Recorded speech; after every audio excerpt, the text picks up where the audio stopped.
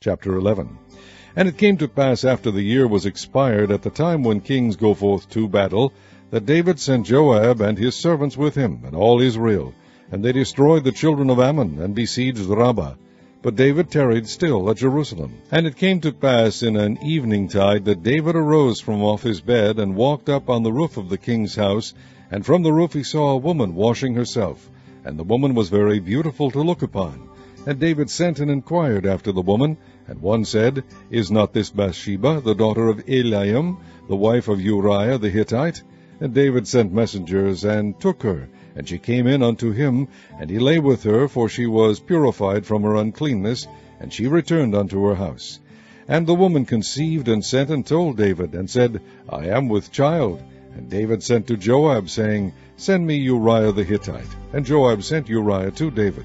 And when Uriah was come unto him, David demanded of him how Joab did, and how the people did, and how the war prospered. And David said to Uriah, Go down to thy house, and wash thy feet. And Uriah departed out of the king's house, and there followed him a mess of meat from the king. But Uriah slept at the door of the king's house with all the servants of his lord, and went not down to his house. And when they had told David, saying, Uriah went not down unto his house, David said unto Uriah, Camest thou not from thy journey? Why then didst thou not go down unto thine house? And Uriah said unto David, The ark, and Israel, and Judah abide in tents, and my lord Joab, and the servants of my lord, are encamped in the open fields. Shall I then go into mine house to eat, and to drink, and to lie with my wife? As thou livest, and as thy soul liveth, I will not do this thing. And David said to Uriah, Tarry here today also, and tomorrow I will let thee depart. So Uriah abode in Jerusalem that day and the morrow. And when David had called him, he did eat and drink before him, and he made him drunk. And at even he went out to lie on his bed with the servants of his lord, but went not down to his house. And it came to pass in the morning that David wrote a letter to Joab, and sent it by the hand of Uriah.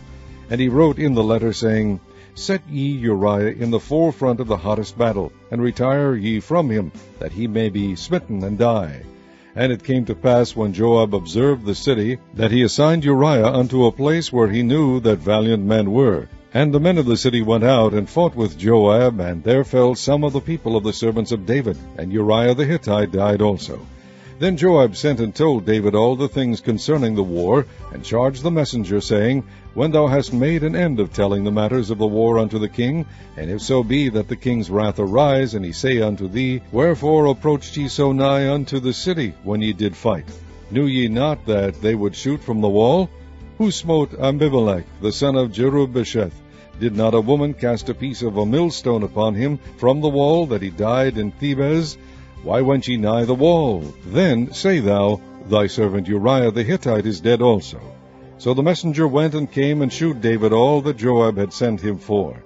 And the messenger said unto David, Surely the men prevailed against us, and came out unto us into the field, and we were upon them even unto the entering of the gate.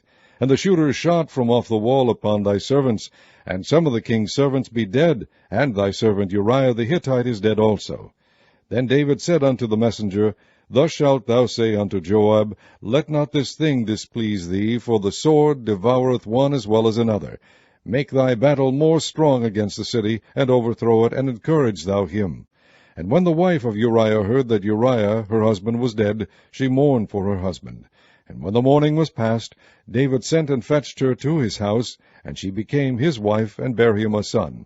But the thing that David had done displeased the Lord.